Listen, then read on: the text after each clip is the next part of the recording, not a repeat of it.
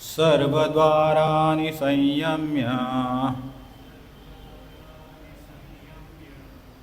मनोहृदि निरुध्य च मूर्ध्याधायात्मना प्राणम् आस्थितो योगधारणाम् सर्वद्वाराणि संयम्य मनोहृदि निरुध्य च मूर्ध्याधायात्मना प्राणम् आस्थितो योगधारणाम् सर्वद्वाराणि संयम्य मनोहृदि निरुध्य च मूर्ध्याधायात्मना प्राणम् आस्थितो योगधारणाम्। प्रभु जी कोई पढ़ेंगे? सर्वद्वाराणि संयम्य मनोहृदि निरुध्य च मूर्ध्याधायात्मना प्राणम् आस्थितो योगधारणाम्।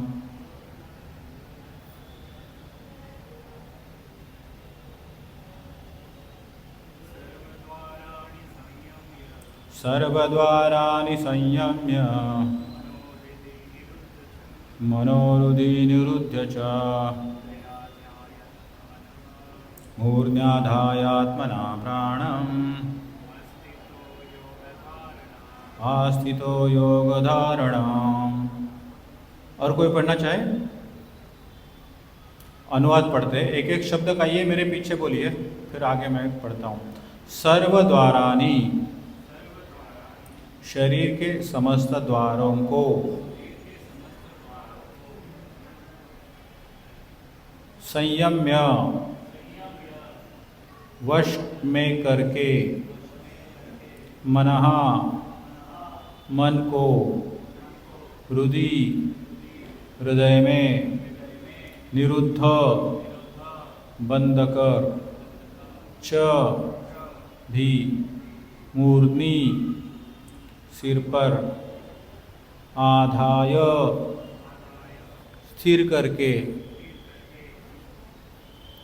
आत्मनः, अपने, प्राणम, प्राणवायु को, आस्थितः, स्थित, योग धारणाम, योग की स्थिति। अनुवाद और तात्पर्य अभय चरणारविंद भक्तिवेदांत स्वामी श्री गोपाल। समस्त इंद्रिय क्रियाओं से विरक्ति को योग की स्थिति, योग धारणा कहा जाता है। इंद्रियों के समस्त द्वारों को बंद करके तथा मन को हृदय में और प्राणवायु को सिर में केंद्रित करके मनुष्य अपने को योग में स्थापित करता है। तात्पर्य, इस श्लोक में बताई गई विधि से योगाभ्यास के लिए सबसे पहले इंद्रिय भोग के सारे द्वार बंद करने होते हैं। यह प्रत्याहार अथवा इंद्रिय विषयों से इंद्रियों को हटाना कहलाता है। इसमें ज्ञानेंद्रियों नेत्र, कान, नाक, जीभ तथा स्पर्श को पूर्णतया वश में करके उन्हें इंद्रिय तृप्ति में लिप्त होने नहीं दिया जाता। इस प्रकार मन हृदय के मन में स्थित परमात्मा पर केंद्रित होता है और प्राणवायु को सिर के ऊपर तक चढ़ाया जाता है।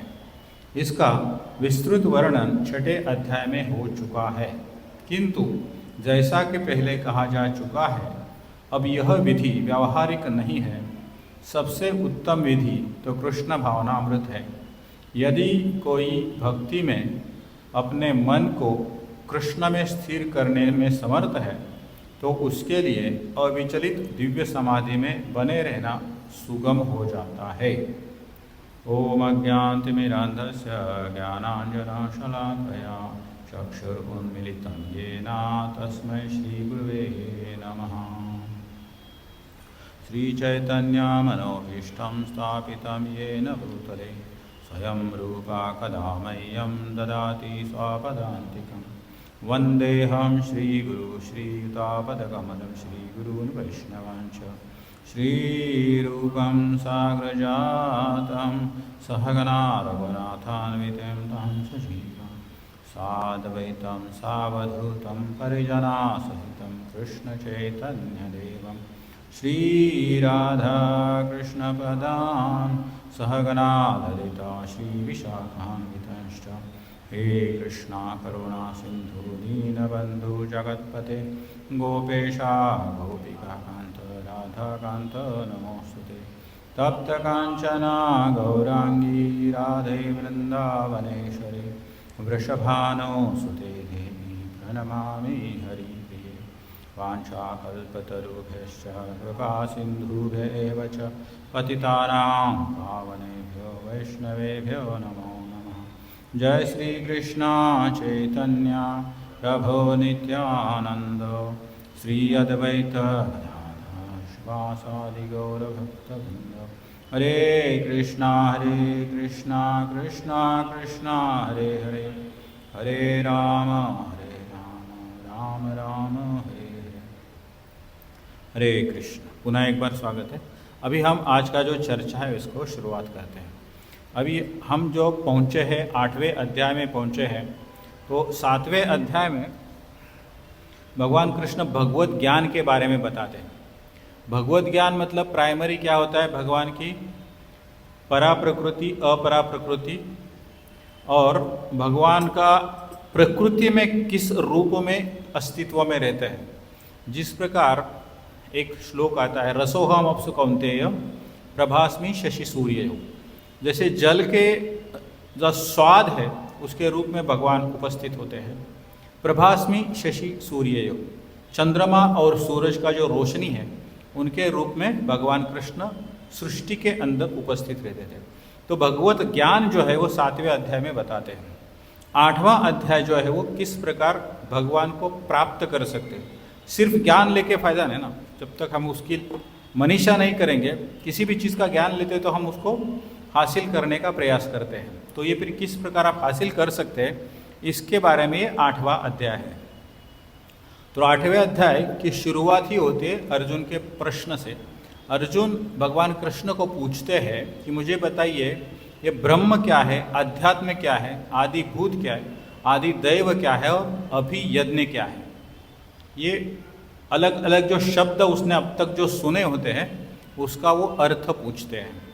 तो सबसे पहले है ब्रह्म। ब्रह्म मतलब क्या है, तो भगवान कृष्ण उसका उत्तर देते हैं। ब्रह्म मतलब हमारे जो शरीर के अंदर जीवात्मा है, जो शरीर से अलग है, उसकी परिस्थिति किस प्रकार है, उसे ब्रह्म कहते हैं। और अध्यात्म मतलब ये जीवात्मा का स्वरूप किस प्रकार है, जिस प्रकार ये जीवात्मा इस शरीर में स्थानांतरण करता है जन्म मृत्यु जरा इस स्टेजेस से, और शरीर बदलते रहता है, लेकिन आत्मा जो है वो स्थिर रहता है, वो सनातन आत्मा होता है। वो एक इवन मृत्यु के बाद वो दूसरा शरीर धारण करता है। तो इस प्रकार का जो ज्ञान है उसको अध्यात्म कहते हैं। तो ये ब्रह्म, अध्यात्म, उसके बाद आता है आदि भूत। आदि भूत मतलब ये भौतिक प्रकृति, भगवान कृष्ण की बहिरंग शक्ति, उसके बारे में भगवान कृष्ण अर्जुन को बताते हैं। उसी प्रकार आदि दैव।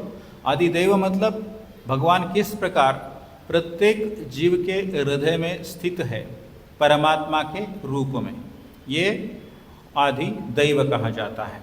आत्मा और परमात्मा, इस प्रकार ये दो चीज़ अलग अलग है, उससे हम समझ सकते हैं। और अंत में आदि यज्ञ। आदि यज्ञ मतलब जो भी है वो प्रयास करते हैं और वो भगवान को समर्पित करते हैं, हम उसको आदि यज्ञ कहते हैं। तो ये पांचों प्रश्न के उत्तर भगवान कृष्ण देते हैं। ये आता है श्लोक क्रमांक 5 तक। उसके बाद किस प्रकार आत्मा स्थलांतरित होता है, मृत्यु के समय हमें अगला गति क्या होता है वो बताते हैं। एक साधारण रूल बताते हैं, यम यम वापि स्मरण भावम त्यज्यते अन्ते कलेवरम तम तमवेति कौन्तेय सदा तद भाव भावितः। यम यम वापि, जिस भाव में, यम यम वापि स्मरण भाव, जिस भाव का हमें स्मरण होता है, कभी स्मरण होता है, त्यजति अंते कलेवरम, कलेवर मतलब यह शरीर को बोला है, और त्यज मतलब त्यागना। जिस समय हम शरीर त्यागते हैं और उसी समय जो हमारे मन में भावना होती है, हमें उस शरीर की प्राप्ति ये शरीर छोड़ने के बाद होती है। तो ये साधारण नियम है। इसीलिए ऑब्वियसली हमें भगवान का याद करेंगे तो ही भगवान की प्राप्ति होगी, और जिसी का याद करेंगे उसकी प्राप्ति होगी।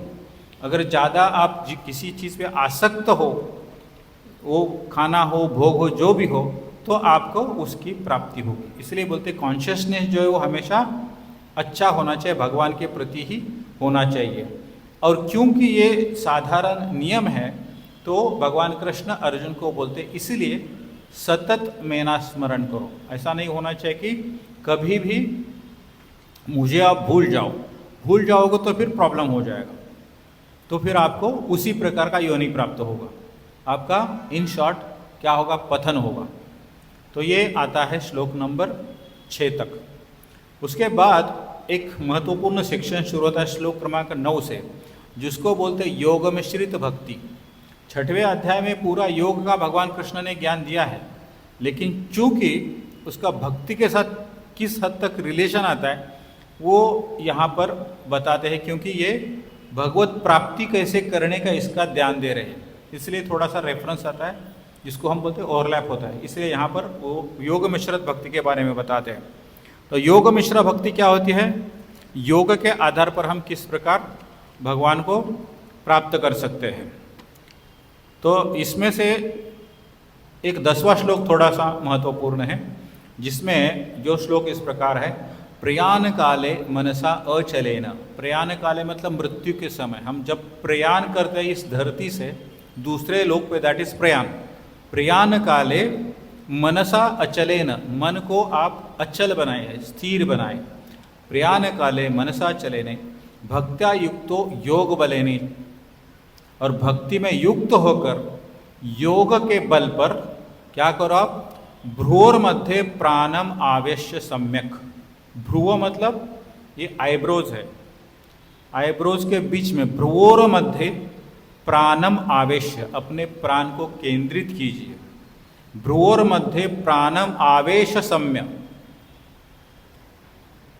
समतम पुरुषम एति उपैति दिव्यम। और फिर इसी परिस्थिति में जो अपने प्राण को त्याग करता है वो मुझे प्राप्त करता है। ये 10वां श्लोक बहुत ही महत्वपूर्ण है।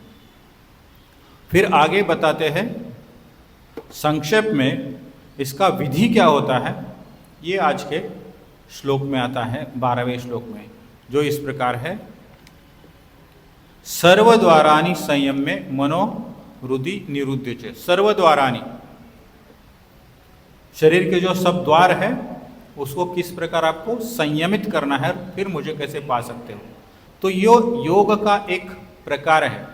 लेकिन आजकल जो भक्ति योग में नहीं है उनकी योग की व्याख्या क्या है, उनके लिए शरीर का स्वास्थ्य महत्वपूर्ण है। योग मतलब बस उतना ही है, कुछ प्रकार का अच्छे एक्सरसाइज करो, और there are so many yoga gurus in the market, मतलब वो अपना मार्केटिंग करते हैं किस प्रकार आपको शरीर को स्वस्थ बना सकते हैं, आपकी बीमारी को भगा सकते हैं, लंबी आयु प्राप्त कर सकते हैं।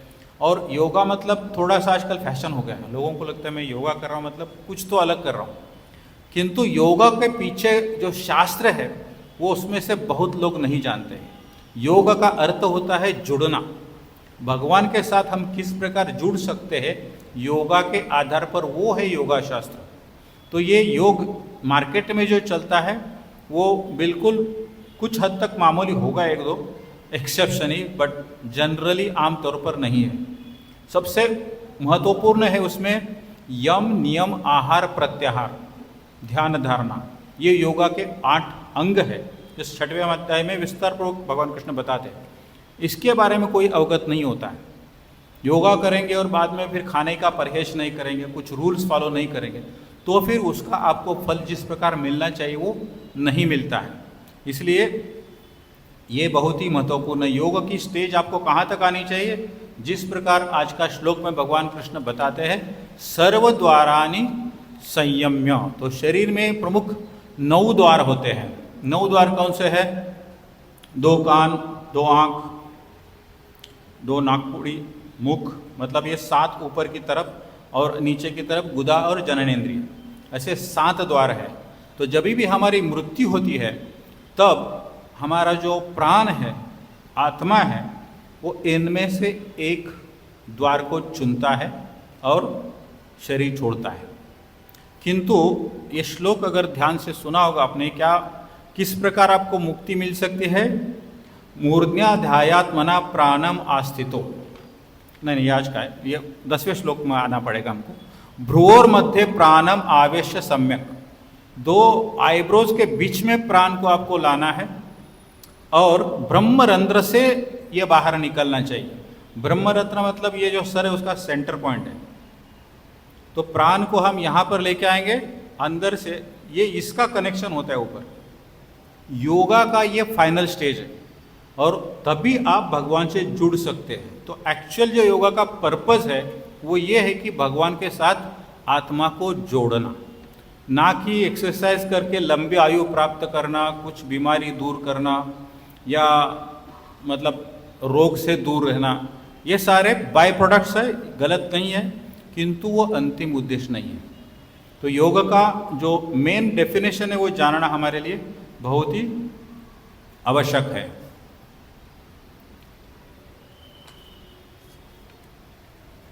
तो ये हो गया योग का अभ्यास। अभी ये जो श्लोक है उसमें प्रमुख जो व्याख्या है वो क्या है? सर्वद्वारानि संयम्य। अभी ये जो 5 इंद्रिय प्राइमरी जो है वो क्या है? सुख विषय से जुड़े हुए हैं। इसको बोलते हैं तन्मात्रा। जो इंद्रिय है और दूसरे है इंद्रिय विषय। मतलब समझो आँख है तो आँख का विषय क्या है? देखना। कान का विषय क्या है? सुनना। ये इसको बोलते हैं तन्मात्रा।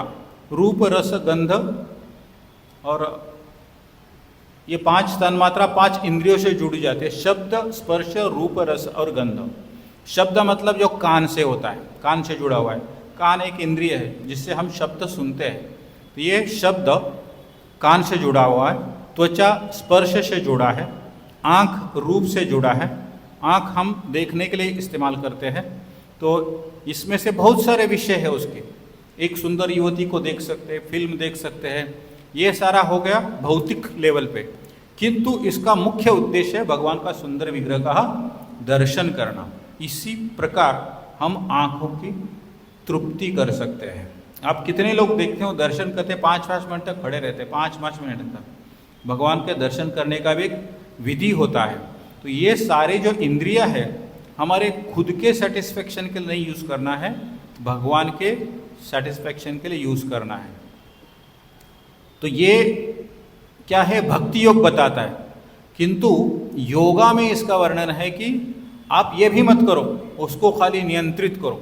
मतलब क्या करो?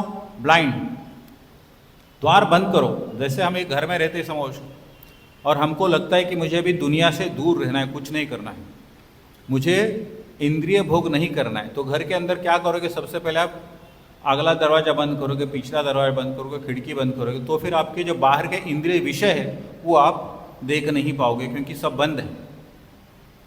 तो ये हो गया शरीर का, लेकिन अपना घर का अपना ये शरीर का हो गया। लेकिन शरीर के अंदर भी आत्मा है, एक लेवल ऊपर जाना है। तो आत्मा को अगर केंद्रित करना है तो हमें ये इंद्रिय के ऊपर नियंत्रण करना आवश्यक है। तो हम क्या कर सकते हैं? अंतरात्मा जो है उसके ऊपर अपना ध्यान केंद्रित कर सकते हैं। लेकिन ये प्रैक्टिकली इम्पॉसिबल होता है। भगवान कृष्ण बताते सर्वद्वारानि संयम्य,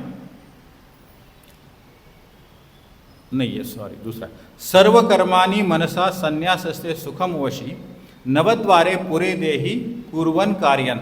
नवद्वारे पुरे देहि, ये देही जो है वो नवद्वारे पुरे इसके अंदर रहता है। पुर का अर्थ होता है शहर। जैसे नाग नदी के किनारे शहर है नागपुर, वैसे नवद्वारे पुरी मतलब यह नवद्वार का जो शरीर है इसके अंदर जो रहता है वो आत्मा, उसको बोला है नवद्वारे पुरी। कर जोड़ सकते हैं आप, नागपुर कर, ठाणे कर, उसी प्रकार नवद्वारे पुरी कर, वो आराम से रहता है। जिस प्रकार हम अपने अपने शहर में आराम से रहते हैं, उसी प्रकार ये यहाँ पर क्या करता है, अस्तित्व रहता है, निवास करता है। ये इसका वर्णन है। और जब तक आप इसके ऊपर नियंत्रण नहीं करेंगे तब तक इसका कुछ फायदा नहीं होगा, क्योंकि ये शास्त्र में लिखा योगा के बारे में भगवान कृष्ण अर्जुन को ये समझाते हैं कि योग प्रक्रिया क्या होती है। लेकिन सिर्फ योग से काम नहीं होता है, इसको हमें भक्ति योग जोड़ना पड़ता है। एक बार योग नहीं करेंगे तो भी ठीक है, लेकिन भक्ति योग कंपलसरी है। तो ऐसा कोई शास्त्र में उदाहरण है क्या जिसके आधार पर हम समझ सकते हैं कि किसी ने केवल ये योगा और थोड़ा भक्ति, योग मिश्रित भक्ति, ये जो शीर्षक है दूसरे सेक्शन का, अध्याय 9 से 13, योग मिश्रित भक्ति, तो इसके ऊपर हम समझ सकते हैं योग मिश्रित भक्ति से हम अपना जीवन कैसे परिपूर्ण कर सकते हैं। तो आपने भक्ति विनोद ठाकुर जी का नाम सुना है? भक्ति विनोद ठाकुर जी का नाम सुना होगा, बहुत बड़े आचार्य हैं हमारी संस्था के। उनका एक छोटा सा कथा बताता हूँ मैं, तो उससे हम समझ सकते हैं। उनके मात्र 19 के साल में उनको एक शिक्षक की नौकरी मिली थी, और क्योंकि वो एक ऊंचे खानदान से थे तो उनके विचार हमेशा प्रामाणिक थे। ब्राह्मण जैसे एक पुजारी का जो विचार होना चाहिए शुद्ध, वैसे सात्विक विचार के थे। लेकिन ये शिक्षक की नौकरी कर रहे थे, वो घर से दूर रहना पड़ता था, तो और थोड़े बीमार रहने लगे, फिर उन्होंने वो नौकरी छोड़ दी। फिर दूसरी नौकरी उनको एक चीनी मिल में केयर टेकर होता है ना, गोडाउन का सुपरवाइज़र, वैसा उनको जॉब मिला, दूसरा जॉब मिला। और वहाँ पर उनका काम था, जितना भी शुगर का बोरी आता है, एक ट्रेडर रहता है ना, शुगर का एजेंट जिसको बोल सकते हो, वो कारखाने से माल लाके आएगा और दुकानदारों को बेचेगा, उसी प्रकार वहाँ पर सुपरवाइज़र का जॉब था उनका। तो एक बार क्या हुआ, वो डिलीवरी आ गया, 18 बैग था एज पर रिकॉर्ड, और एक्चुअली उसने गलती से 19 बैग लेके आए थे। वहाँ पर ये ईमानदार थे, तो बोले आपने एक बैग ज़्यादा लेके आया, तो 19 बैग का उन्होंने पैसा दे दी। मालिक को पता चला, ये नौकर के ज़रिए मालिक को सब पता चलता है किधर क्या हो रहा है। तो बोला तुम बनिया बनने के लायक नहीं हो, तुम पुजारी या तो ब्राह्मण बनो, ये नौकरी छोड़ दो। उनको नौकरी से निकाल दिया। तो बेचारे परेशान हो गए, भाई करे तो क्या करें।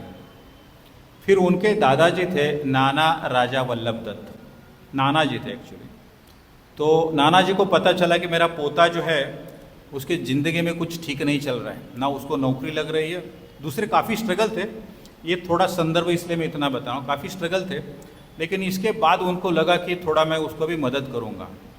राजा नाना वल्लभ दत्त जो थे वो बहुत महान ज्योतिषी थे और भगवान जगन्नाथ के बहुत ही निस्सिम भक्त थे, और योगा में अल्टीमेट सिद्धि हासिल की थी उन्होंने। तो उन्होंने एक संदेशा भेजा पोते को कि आप जरा मुझे मिलने आओ, 4 दिन के बाद मेरी मृत्यु होने वाली है। तो भक्तिविनोद ठाकुर, अभी नाना जी का मैसेज आया उनकी मृत्यु होने वाली है, तो बेचारे भागे भागे उनके पास चले गए। तो नाना जी तो एकदम हट्टे कट्टे बैठे हैं। बोला आपने झूठ बोला मुझसे, आप मरने वाले ऐसा बोला, और अभी तो मैं देख रहा हूँ आप एकदम हट्टे कट्टे हैं। बताता हूँ मैं आपको बताता हूँ, आपके जीवन की 3 पॉइंट्स मैं बताता हूँ। पूरे गांव में बहुत मशहूर थे भविष्य के लिए, वो एक उत्तम भविष्यवेत्ता थे और बहुत ही अच्छा नाम था उनका। जब तक जगन्नाथ जी का प्रसाद नहीं ग्रहण करेंगे तब उसके बाद ही वो सोते थे, और उनकी पूजा करते थे, प्रसाद ग्रहण करते थे और उसके बाद सोते थे। निस्सिम भक्त थे, और उसकी वजह से उन्होंने ये सिद्धि हासिल की थी। योगा में भी उनकी काफ़ी सिद्धि थी। तभी उन्होंने भक्तिविनोद ठाकुर को बोला, आपके उम्र के 27 साल तक आपके जीवन में ये बाधा समस्या आएगी, 27 के बाद आपका सब कुछ ठीक हो जाएगा। फिर उनकी आप जीवनी पढ़ेंगे भक्तिविनोद ठाकुर की, वो फिर उसके बाद वो डिस्ट्रिक्ट मैजिस्ट्रेट तक पहुंच गए, और वो पहला ऐसा व्यक्ति है जिनके लिए अंग्रेज़ों ने उनके घर तक रेलवे लाइन बिठा दी, सिंगल पर्सन के लिए, क्योंकि वो डिस्ट्रिक्ट मैजिस्ट्रेट थे और वो नौकरी नहीं करना चाहते थे। लेकिन उनका प्रोडक्टिविटी इतना था, वो 11 गोरे लोगों का एफिशिएंसी वो अकेले में था। 11 लोग जो काम करें वो अकेले करते थे, इसलिए उनको किसी भी परिस्थिति में खोना नहीं था। वो बोले मुझे दूर आना पड़ता है, तो फिर गोरे अंग्रेज़ लोगों ने रेलवे का लाइन बिठा दिया उनके घर से कृष्णानगर तक। ये लाइन अभी भी है, आप कभी मायापुर जाएंगे तो देख सकते हो, वो लाइन अभी भी है। तो ऐसे भक्तिविनोद ठाकुर, उनके बारे में उनके नाना जी ने भविष्यवाणी की थी। तो वो बोले पहला मुद्दा ये है। दूसरा पॉइंट ये है कि आप इसके साथ साथ बहुत ही महान वैष्णव बनोगे। ये तो मटेरियलिस्टिक पॉइंट ऑफ व्यू हो गया। और दूसरा महान वैष्णव, महान तो किस प्रकार है आप सभी जानते हैं। आज जो पूरा संप्रदाय गौड़ी का पुनर्स्थापना बोल सकते हैं, उसका बहुत सारा श्रेय उनको जाता है। चैतन्य महाप्रभु की जन्मभूमि खोजने से लेकर पूरे जो उनकी लीला स्थली है, उनका उन्होंने पुनरुद्धार किया। तो ये बहुत ही महान कार्य किया उन्होंने। तो ये दूसरा। और तीसरा बोले 3 दिन बाद मेरी मृत्यु होगी। और व्यक्ति को मृत्यु को किस प्रकार सामने जाना चाहिए, उसका मुकाबला करना चाहिए, ये मैं अपने उदाहरण से तुमको दिखाऊंगा। 3 दिन के बाद वो उनको आगे बिठाया भक्तिविनोद ठाकुर जी का भी देखो बोले। और जो आज का श्लोक में वर्णन है, उसी प्रकार वो ध्यान धारणा में बैठे और अपना प्राण जो है वो दोनों भुवों के बीच में लेकर ब्रह्मरंध्र से उनका प्राण छोड़ दिया और उनका शरीर वहीं पे गिर गया। फिर भक्तिविनोद ठाकुर जी उनका अंतिम संस्कार करके आगे चले गए। तो ये सिर्फ योगा स्थिति नहीं थी, क्योंकि वो जगन्नाथ जी के निश्चित भक्त भी थे। तो योगा मिश्रित भक्ति है, उसके आधार पर ये कर सकते हैं। किंतु प्रैक्टिकली ये करीब करीब असंभव जैसा ही है। क्योंकि अर्जुन 6वें अध्याय में भगवान कृष्ण बताते हैं कि मुझे लगता है ये बहुत ही कठिन है। क्या बोलते हो? चंचल ही मन कृष्ण प्रमाति बलवत दृढ़म तस्या अहम निग्रहम मन्ये वायोरिव सुदुष्करम। यह मन बहुत चंचल है। चंचल ही मन कृष्ण प्रमाति बलवत दृढ़म। और इतना प्रमाद मचाता है, और दृढ़ मतलब हटी है, वो सुनता नहीं, मन तो सुनता नहीं है। बहुत बार उसको काबू में रखना बहुत ही कठिन है।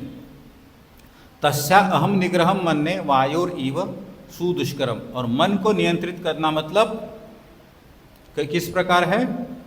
मने वायोर इव सुदुष्करम मतलब एक नाव जो होता है उसको कंट्रोल करना चाहिए, जो भटकता है, उसी प्रकार उतना कठिन है मन को नियंत्रित करना।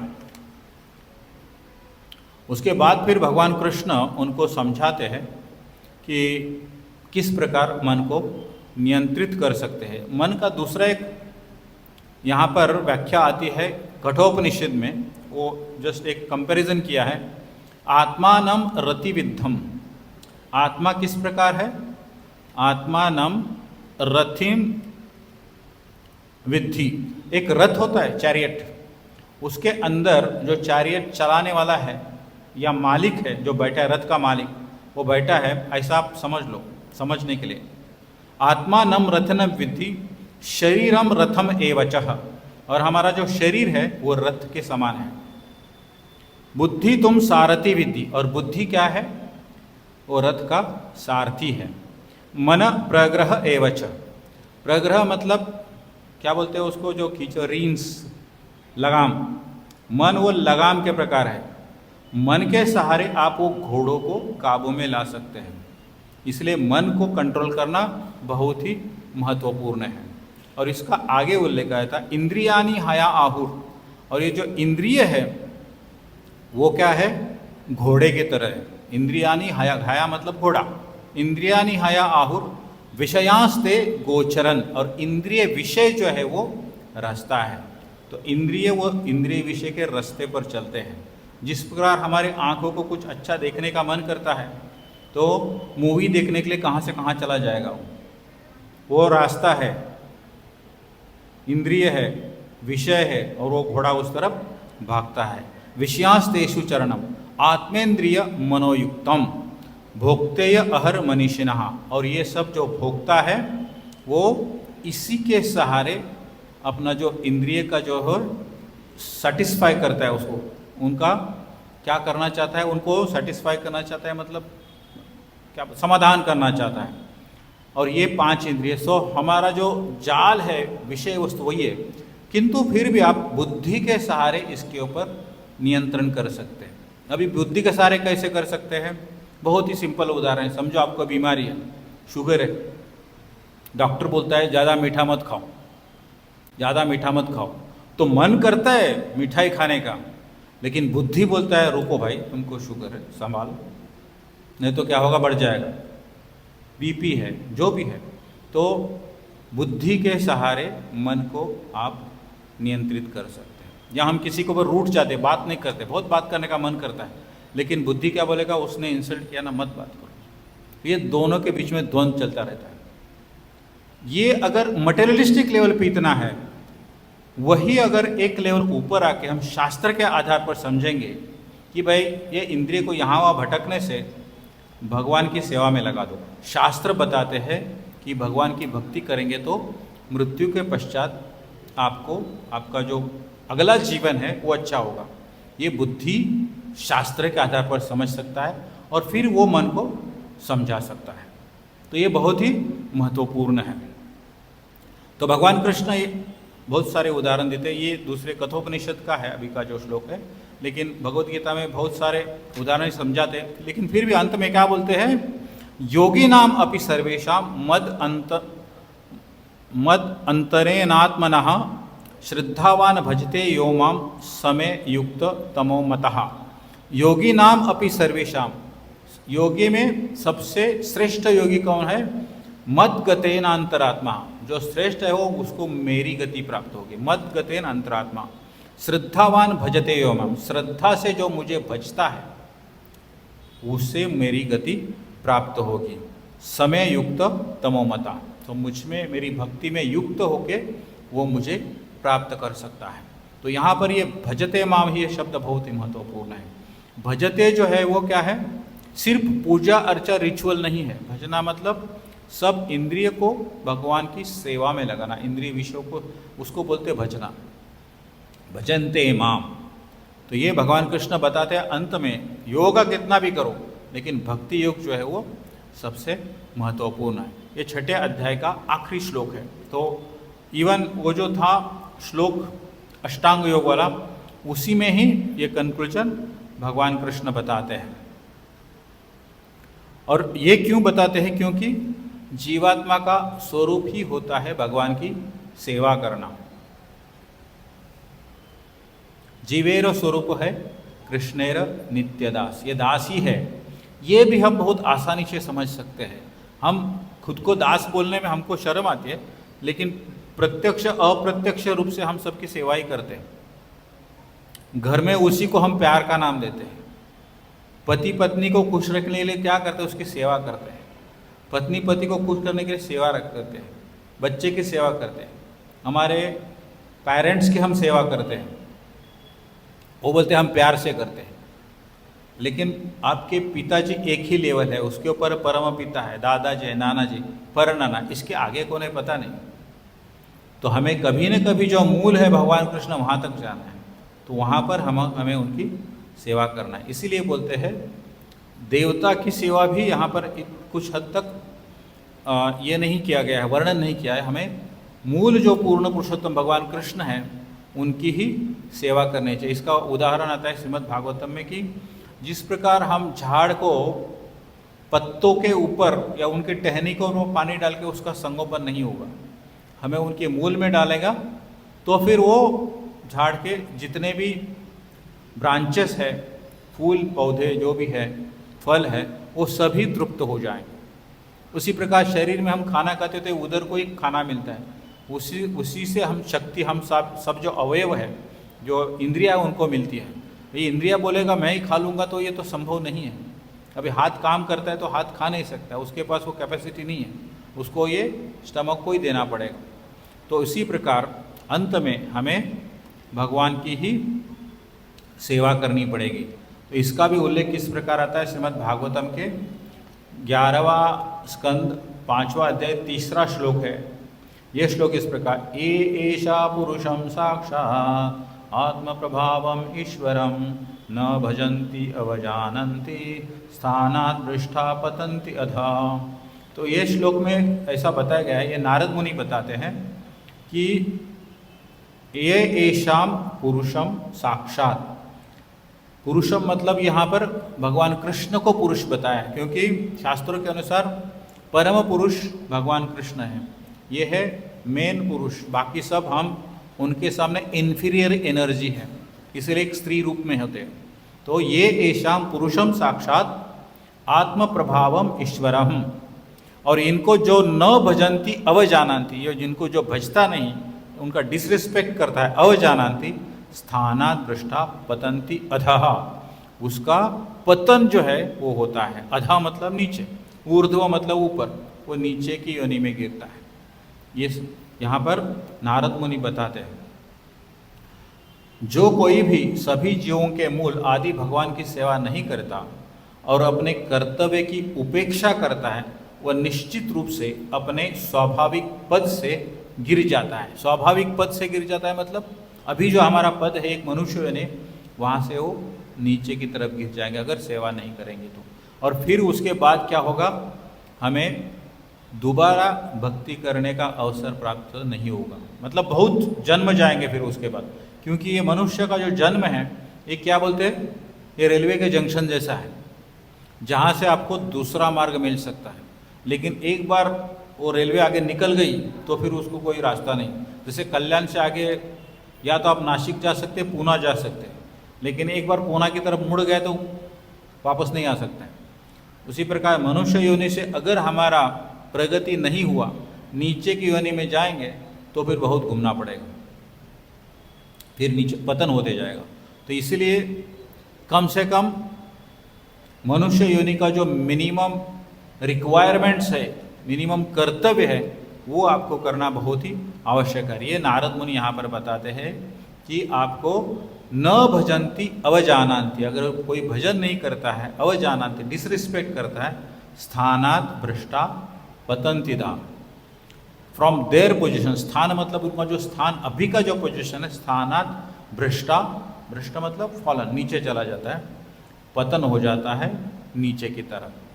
तो ये सब शास्त्र के माध्यम से हमें ये भक्ति मार्ग है उसका महत्व समझना होगा और फिर उसको हमें अंगीकृत करना होगा, तो ही हमारा जीवन परिपूर्ण होगा। तो ये श्लोक के माध्यम से हम इतना समझने का प्रयास कर सकते हैं। तो सबसे महत्वपूर्ण क्या है, सर्वद्वाराणि संयम्य मनोरुधि निरुद्ध च, हमारे शरीर के सभी द्वार हैं उनको नियंत्रित करके मनोरुद्धि निरुद्ध च। इसका अर्थ क्या होता है, यौगिक अवस्था, समस्त इंद्रिय विषयों से विरक्ति की अवस्था है। यौगिक अवस्था ही है कि इंद्रियों से निरक्ति होने की अवस्था है। इंद्रियों के सभी द्वार बंद करके मन को हृदय में और प्राण को सिर में, सिर के शीर्ष पर स्थित करके, इसमें दो बताए, मन को हृदय में और प्राण जो है वो यहाँ पर, और यहाँ से फिर ब्रह्मरंध्र से बाहर निकलता है। तो योगा का ये अल्टीमेट बेनिफिट ये है। तो ये योग का जो है परिपूर्ण स्टेज है, ये समझना हर योगी को आवश्यक है। तो ये अष्टांग योग के माध्यम से ये कर सकते हैं।